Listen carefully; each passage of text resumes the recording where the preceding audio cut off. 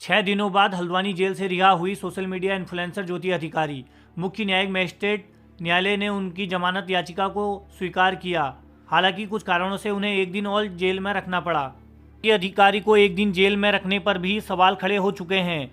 Jail प्रशासन द्वारा यह बताया गया था कि खटीमा में उनके ऊपर मुकदमा दर्ज है और उन्हें खटीमा में न्यायालय में पेशी होनी है, लेकिन उनके अधिवक्ता द्वारा यह बताया गया कि खटीमा न्यायालय द्वारा कोई भी नोटिस जारी नहीं किया गया था और लोगों द्वारा यह कहा जा रहा है कि ज्योति अधिकारी को जबरदस्ती एक दिन गैरकानूनी रूप से जेल में रखा गया है। ज्योति अधिकारी ने जेल से बाहर आने के बाद उत्तराखंड की समस्त जनता से माफ़ी मांगी और साथ ही उनके द्वारा यह कहा गया कि जिन लोगों ने उनका साथ दिया है छोड़ा नहीं गया।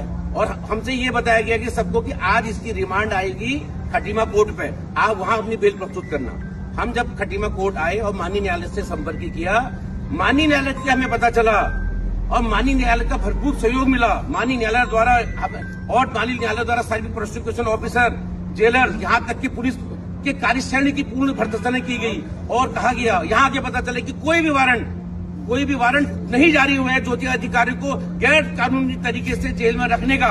जो वारंट माननीय न्यायालय द्वारा जारी हुआ था वो बी वारंट जारी हुआ था, वो कस्टडी वारंट जारी नहीं था, प्रोटेक्शन वारंट था। वो एक बी वारंट के द्वारा आप किसी को भी जेल में नहीं रख सकते हैं। जब ये इतना कहने के बाद भी जब माननीय न्यायालय द्वारा जेलर को इस जेल में इस आशय का एक लिखित मेल फैक्सी किया गया और बार बार ये कहा गया कि भैया आपने गलत तरीके से रखा है, इसको 2 बजे भी रिहा करो, लेकिन अभी 3:30 बजने वाले हैं। जेलर द्वारा बार बार माननीय न्यायालय के फटकार लगाने का अभी आश्वासन दिया गया है कि हम इसको 4:30 बजे तक रिलीज कर देंगे।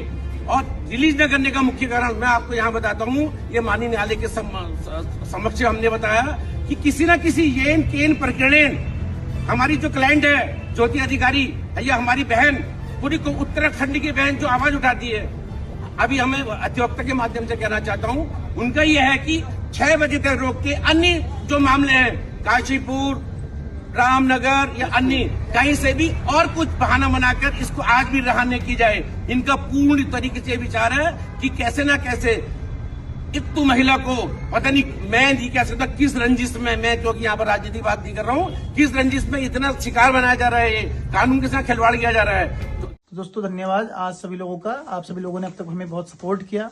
आज हम लोग को आप भी कह सकते हैं कि एक तरीके से न्यायालय द्वारा न्याय मिल चुका है, पर अभी लड़ाई और भी बाकी है।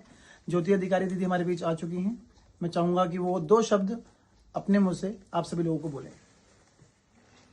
नमस्कार, पहला प्रणाम। सबसे पहले आप सभी को यह घुघुती त्योहार और दिल से धन्यवाद उन सभी का जिन्होंने आज त्योहार के दिन मुझे मेरे बच्चों के पास पहुंचाया।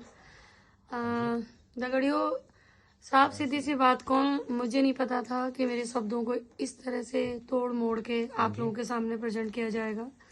फिर भी अगर आप लोगों को लगता है कि मैं गलत हूँ, मेरे शब्द गलत थे, आप लोगों को बुरा लगा है, तो मुझे माफी मांगने में कोई हर्ज नहीं है। मैं बस इतना चाहती हूँ कि जिस बहन ने भी मेरे ऊपर केस करा था, अगर वो एक बार मुझे ये बोल देती कि बहन तेरी बातों का हमें बुरा लगा, तो शायद मैं सिर्फ कुमाऊं ही नहीं पूरे उत्तराखंड से माफी मांगती। तो अब मैं बस यही कहूंगी कि जो भी था, और धन्यवाद मेरे न्यायपालिका का जिसकी वजह से आज मैं घर पे हूँ, और उन सभी मेरे पुलिस वाले भाइयों का, बहनों का जिन्होंने मुझे बहुत सपोर्ट करा। और धन्यवाद मेरी कल्पना मैम का, किरण पंत जी का। और आप लोग कहते थे कि दीदी शेरनी है, लेकिन दीदी शेरनी नहीं है, शेरनी है ये जिन्होंने आज मुझे अपने परिवार से मिलाया, अपने बच्चों से मिलाया, और जिंदगी भर एहसान रहेगा आप लोगों का। दिल से धन्यवाद। थैंक यू सो मच दोस्तों।